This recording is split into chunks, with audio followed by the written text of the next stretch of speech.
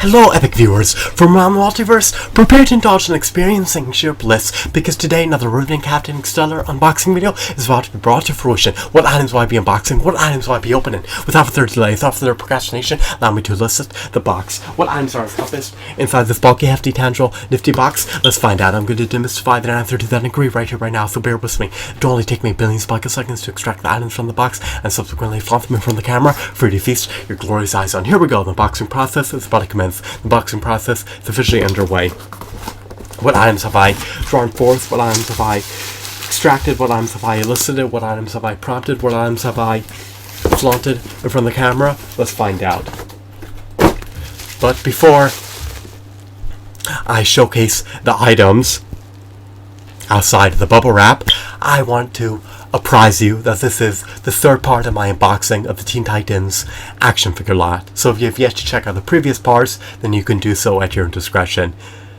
If you relish and love the Teen Titans, then you may want to. However, if you detest and disdain the Teen Titans, then you may want to abstain from checking out the other parts of the Teen Titans unboxing. Alrighty, so we have 3 figurines, the triad. Off the get-go, we have the one and only revered, illustrious, heroic, noble, valiant, divine, majestic, elegant Raven. Do I love her cape? I do. I love her hoodie.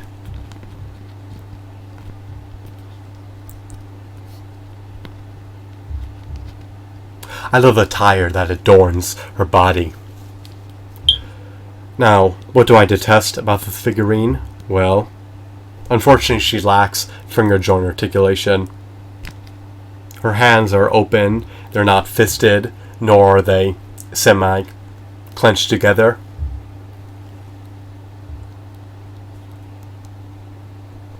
She looks like she's about to cast a spell or use some type of enchantment. Or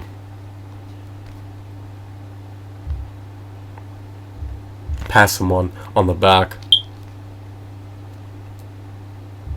because her hands are open as opposed to closed. So she's a psychic user. She's not a brawler, but she can trounce nearly anyone she comes in contact with. She has an ab crunch. That's always beneficial. Her head is relegated to a ball joint.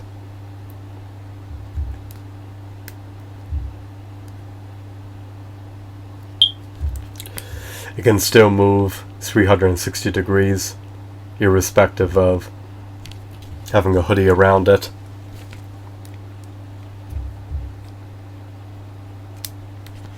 Her cape is comprised of a hard rubber. It can flap. I don't advise doing that. You don't want to compromise integrity of her cape, nor her appendages, so just desist from tampering with your Raven figure too much. She can be placed into nearly any dynamic pose that you see fit. Just like other DC Universe Classics action figures, her wrists can swivel, her forearms can swivel. Let's verify that. Oh, never mind. The forearms can swivel. I made the arbitrary assumption that they can. But, that's why you should always verify everything. Can she swivel her biceps? Actually, she can swivel her biceps. No, never mind. She can swivel her forearms. You just have to tamper with the joints.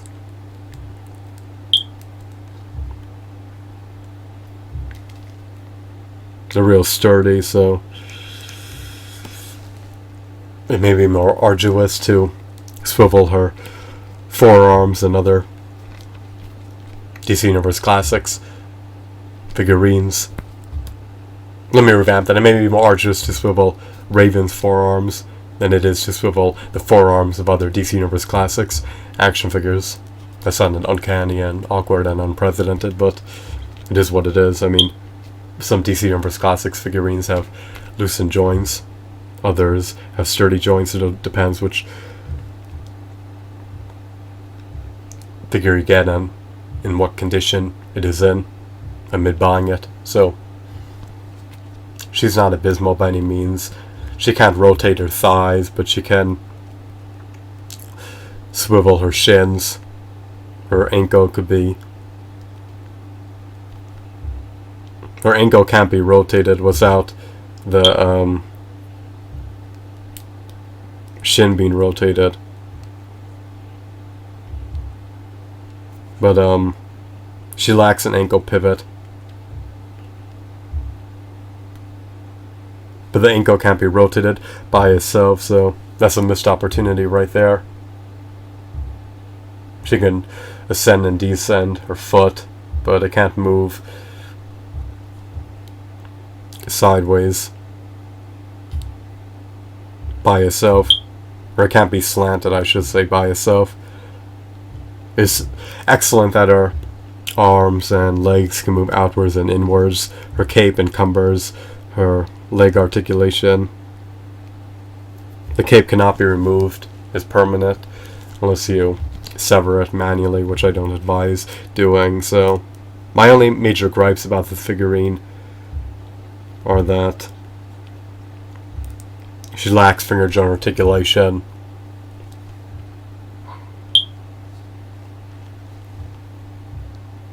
And her cape cannot be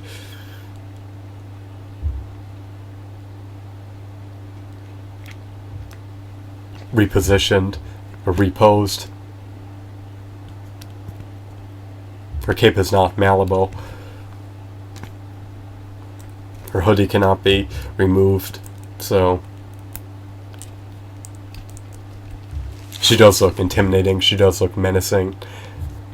She instills trepidation in the heart of her adversaries. She's not abysmal by any means. I mean, I would rate her to be an 8.5 out of 10. The open hands just agitate me, but it is what it is. There's more serious issues than awkward pre-posed hands that action figures possess.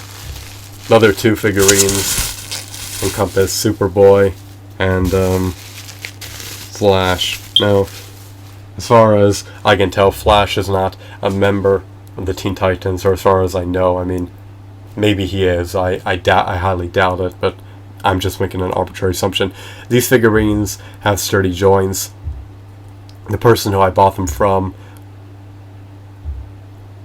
unequivocally is a collector. If not, they would not be in such pristine condition. But before we take a gander at the Flash, let's examine the Superboy figurine. So, just like the other figurine, I love his hues, I love his deco, I love his paint applications, I love his design. I just think he's an eminently high quality figurine. What do I detest about him? Well, I would have preferred if he had a cape. But yet again, if he did come with a cape, just like Robin, it likely wouldn't have been removable. So it's a double-edged sword with a cape. I mean, it's nice for figurines to have them, but on the other hand, if they can't remove them, then it can be a bit annoying, and it can permanently change the appearance. Because when someone's donning a cape, they look disparate than when they're not donning a cape. So, I mean, it's just a different look, it's a different style.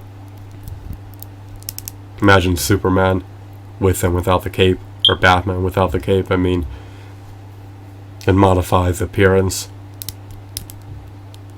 which could be beneficial or catastrophic. I mean, it just depends upon your personal preferences. I mean, I prefer if my action figures have capes, but if they don't, then it's not the end of the world. I mean, I love the other variants of Superboy better.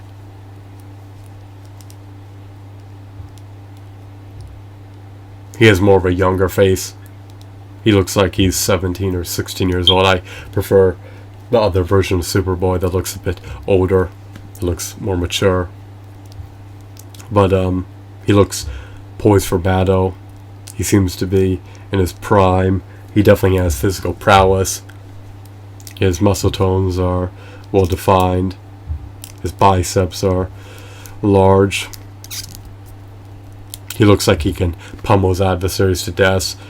What I don't like is casual attire. I mean, they did a stupendous job with it though, but I would have preferred if his costume was disparate. I mean, it looks too casual for my taste. It looks too informal. I would have preferred if it was a bit more formal. I know that it emulates his appearance in Young Justice, but I just prefer the retro classic attire that has nostalgic value. But that's my personal perspective. Perhaps you prefer the modern attire. I mean, it all depends. I love the retro original looks for my figurines to flaunt, but you may prefer the modernized appearances of your favorite superheroes and supervillains. I mean, it is what it is. I just don't like the jeans. I mean, it's nice that you can see the creases and you can see his belt, but I just don't want my superhero figures to be donning jeans. So that's Superboy, and then of course we have the Flash. Now I believe that Superboy was an honorary member, or perhaps a member of the Teen Titans. I mean, who the show knows. I mean, he came with a lot. I received 9 figurines. I paid roughly $17 per figurine when you divvy up the grand total between or among the 9 figurines. So here's a Flash. This is a golden variant of the Flash. These lightning bolts have the golden paint application.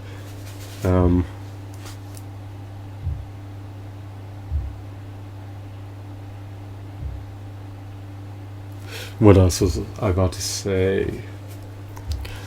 The gold is conspicuous. I do have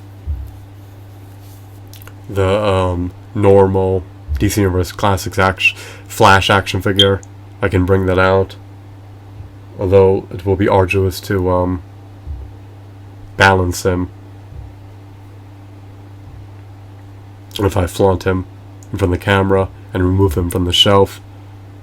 But I mean, you can just look up what the normal Flash action figure looks like. Instead of having a gold paint application, he has a red and yellow paint application, and the red is not as shiny, so the red kind of looks metallic. But who knows, perhaps my eyes deceive me.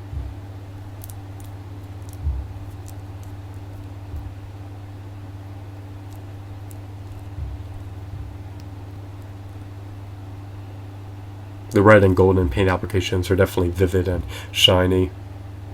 But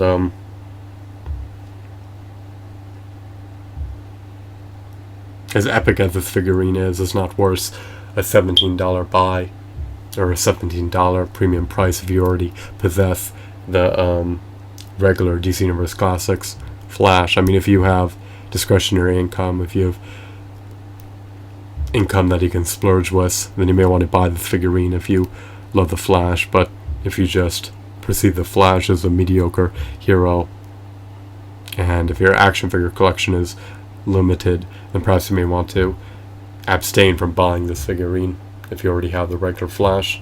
I mean, I do love this figurine. So he has ample points of articulation. He has a diaphragm joint. He can perform the ab crunch. He can lean forwards or backwards at your discretion. I don't want to tamper with the joints too much. I don't want to fiddle with them. I don't want to compromise integrity of the joints. Just like the other figurines, his legs and arms can move inwards and outwards. He has 2-fisted hands. He can rotate his head. He can ascend and descend his arms and legs.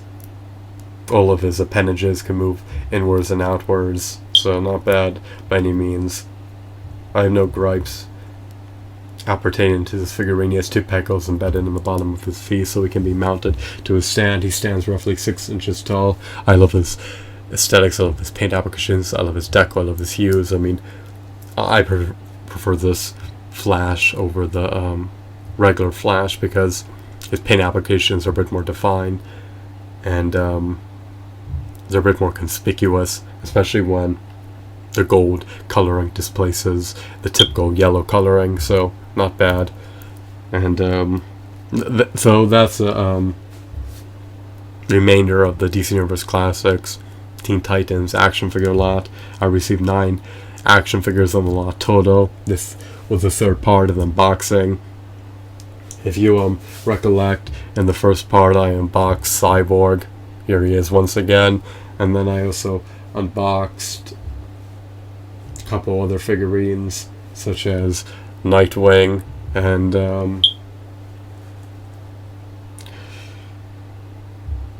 Starfire, I believe.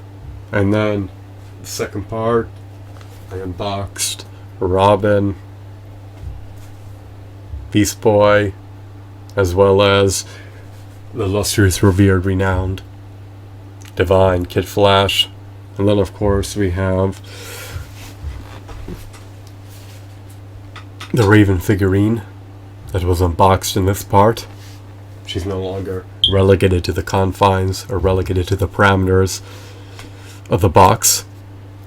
I also removed Superboy,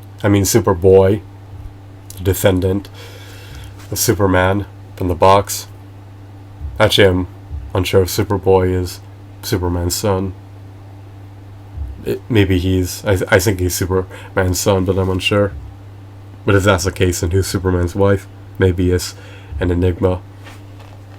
Maybe not to you, but to me it is. I don't keep up with the comic books, so I apologize about that. But I guess I'll have to look that up later. I'm curious. And then of course we have the Flash. Now I'm sure the Flash is associated with the Teen Titans. Maybe he was an honorary member. I mean, who knows? He's probably not a member. But those are the 5 core members: Cyborg, Raven, Starfire, Beast Boy, and Robin. And then of course Robin transcends into Nightwing. He takes on the alias and assumes the role of Nightwing when he's an adult, apparently. Who knows?